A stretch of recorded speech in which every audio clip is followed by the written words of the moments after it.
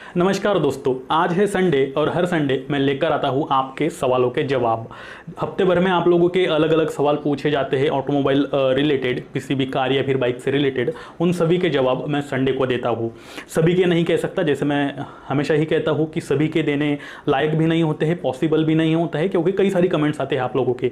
गिने चुने कुछ कमेंट्स मैंने जो है शॉर्ट लिस्ट करी है, उन्हीं का आज मैं यहाँ पर जवाब देने वाला हूँ। बने रहिए मेरे साथ। मैं हूँ चेतन पाटिल और आप देख रहे हैं आस्क ऑटो गुरु। तो आइए बढ़ते हैं पहले सवाल की ओर। और जो पहला सवाल है वो पूछा है रहमान कुरैशी। ये काफ़ी पुराने व्यूअर है हमारे, और ये लिखते हैं, सर मेरी बाइक का पिकअप सर्विस के दौरान कम हो गया है। सर्विस से पहले तो अच्छा था, लेकिन सर्विस के बाद कम हो गया है। मैंने तो सिर्फ एयर फिल्टर चेंज किया है। क्या एयर फिल्टर चेंज करने से मेरी बाइक का पिकअप और माइलेज कम हुआ है? Reply me sir, share your brilliant knowledgeable opinion with me, take care. Thank you Rahman ji, और brilliant knowledgeable thank you very much. ये सब आप लोगों का ही प्यार है, इसलिए चैनल चल रहा है, ऐसे ही प्यार करते रहो। तो रहमान जी, जो आपका सवाल है कि आपने एयर फिल्टर चेंज किया है, ऐसा तो नहीं होना चाहिए। सिर्फ एयर फिल्टर चेंज करके ये प्रॉब्लम नहीं आता है। हो सकता है आप फिर भी एक बार आपकी तसल्ली के लिए पुराना एयर फिल्टर कैसा था आपका और आपका लगाया हुआ कैसा है चेक कर लो। इसका कुछ और ही रीज़न हो सकता है। एक बार चेन जो है आपने सर्विस कराई है गाड़ी, तो शायद चेन का भी उसमें क्लीनिंग वगैरह हो गया होगा। लेकिन मेरे हिसाब से आप कार्बोरेटर एक बार चेक करके देखो। दूसरी चीज़, आप इसमें एयर फिल्टर एक बार चेक करके देखो, शायद इसमें कुछ प्रॉब्लम हो सकता है। बढ़ते हैं आगे और अगला सवाल है Raman Yadav. Motul 7100, okay, 20W 40W डाला था 3 फरवरी को।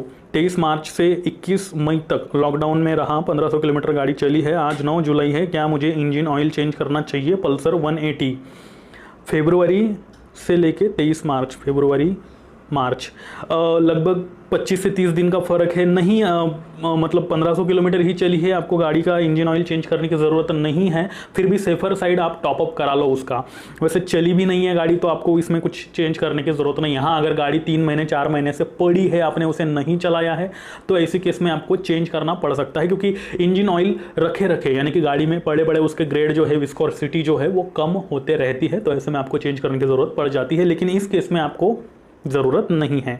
बढ़ते हैं आगे और अगला जो सवाल लिखते हैं वो है फ्लाइंग फ्रॉग। ग्रेट भाई, मेरे बाइक 6 महीने से घर पे पड़ा है। क्या मुझे अब इंजन ऑयल चेंज करना पड़ेगा? Of course yes. मैंने इससे पहले वाले सवाल में भी बताया कि अगर आपकी गाड़ी 2 या 3 महीने से ज़्यादा पड़ी रहती है, तो उसमें जो इंजन ऑयल होता है, पड़े पड़े उसके जो ग्रेड है वो ख़त्म होते रहते हैं, विस्कोसिटी कम होते रहती है। इंजन ऑयल का क्या काम होता है? वो पूरे सिस्टम में, इंजन के पूरे सिस्टम में घूम के वहाँ पर जो पार्ट फ्रिक्शनेबल होते हैं, जो घिसने वाले पार्ट होते हैं, जिनकी मूवमेंट होती है, उनको वो जो है चिकनाहट वहाँ पर बना के रखता है, और इस वजह से आपकी बाइक स्मूथ चलती है। अगर ऐसा नहीं होता है तो फिर आपकी गाड़ी जो है स्मूथ नहीं चल पाती है। तो ऐसे में आपको इंजन ऑयल चेंज कर देना चाहिए। 6 महीने काफ़ी ज़्यादा टाइम हो गया मेरे यार, आपको इसे तुरंत चेंज कर देना चाहिए। बढ़ते हैं आगे और अगला सवाल है टार्जन कटोच। ये भी हमारे बहुत पुराने व्यूअर है, और ये लिखते हैं, सर पिछले बार आपने जवाब नहीं दिया था, इस संडे को ज़रूर देना। मेरा सवाल यह है कि TVS star city plus BS6 में 110 सीसी में सबसे कम पावर है, तो क्या लेना चाहिए इसको या नहीं? सबसे कम पावर है, यानी कि बिल्कुल सही कहा आपने, इतने ज़्यादा कम पावर भी नहीं है। स्प्लेंडर के बाद यही एक गाड़ी है, रेडियन या फिर जो आपकी स्टार सिटी प्लस। ये दोनों गाड़ियाँ कहीं ना कहीं हीरो की उस सबसे ज़्यादा बेची जाने वाली गाड़ी को टक्कर देती है, टीवीएस की, जो कि देसी ब्रांड है। काफ़ी ज़्यादा प्राउड फील होता है कि देसी ब्रांड ही आपस में जो है कंपटीशन कर रहे हैं और विदेशी ब्रांड को घुसने तक नहीं दे रहे। खैर वो बात की बात है। तो यहाँ पर कम पावर है, यानी कि देखो आपका अगर यूज़ इतना ज़्यादा हेवी नहीं है, जैसे कि आप एकदम 100 किलोमीटर पर आवर की स्पीड पर हर रोज़ चलाते हो, या फिर आपको बहुत ज़्यादा वेट नहीं है, आपके पास सिंगल पर्सन हो, सोफिस्टिकेटेड यूज़ है आपका, एकदम प्रोफेशनल यूज़ है आपका, तो जी हाँ, आप इसे ले सकते हो। वैसे भी इस गाड़ी को बनाया ही उसी लिए है, क्योंकि इसका लुक भी वही है, एक ऑफिशियल टाइप का लुक है, एक अच्छा क्लासिक टाइप का भी थोड़ा सा यहाँ पे लुक दिया गया है, और थोड़ा सा माइनर स्पोर्टी भी लुक दिया गया है। तो ओवरऑल आप देखोगे तो सब कुछ मिक्सचर्स है इस गाड़ी में। लुक के ऊपर काफ़ी ज़्यादा फोकस किया गया है, और यही एक वजह है कि यहाँ पर पावर कम भी रही तो भी इसे परचेस करते हैं लोग। आपका यूज़ क्या है उसके ऊपर आप इसे परचेस कर सकते हो, अदरवाइज दूसरे ऑप्शंस तो है ही। बढ़ते हैं आगे और अगला सवाल है नसरू मुजवार। ये लिखते हैं, एड ऑन लिक्विड क्या है, पेट्रोल के साथ डाला जाता है सर, यूज़ करने चाहिए या नहीं सर प्लीज़। ओके, इन्होंने पूछा है कि एड ऑन ऑयल क्या है और ये पेट्रोल के साथ डाला जाता है। बिल्कुल नॉलेजेबल क्वेश्चन है ये। तो ये जो एड ऑन ऑयल है ये आपके पेट्रोल के साथ गाड़ी में डाला जाता है। क्या होता है कि गाड़ी 35,000 किलोमीटर या फिर 25,000 किलोमीटर के बाद आपको जो इंजन होता है उसे फ्लश करने की एडवाइस दी जाती है। इंजन फ्लश करना यानी कि उसमें जो कचरा है पूरा, ऑयल जब आप डालते हो तो पुराना ऑयल पूरी तरह से नहीं निकलता है, उसके पार्ट्स जो है वो हर जगह चिपके रहते हैं। उसमें आप नया ऑयल डाल देते हो तो पुराना तो पूरा निकला नहीं है और उसमें नया डाल दिया, तो गाड़ी की जब मूवमेंट होती है यानी कि गाड़ी चलती है तो ऐसे में वो पुराना ऑयल नए को लग करके वो भी खराब कर देता है और जिस तरह से गाड़ी का परफॉर्मेंस हमें चाहिए वैसा नहीं मिलता है। और यही प्रोसेस बार बार होती है क्योंकि 3,000 3,500 के बाद हम लोग किलोमीटर के बाद हम लोग ऑयल जो है वो चेंज करते रहते हैं।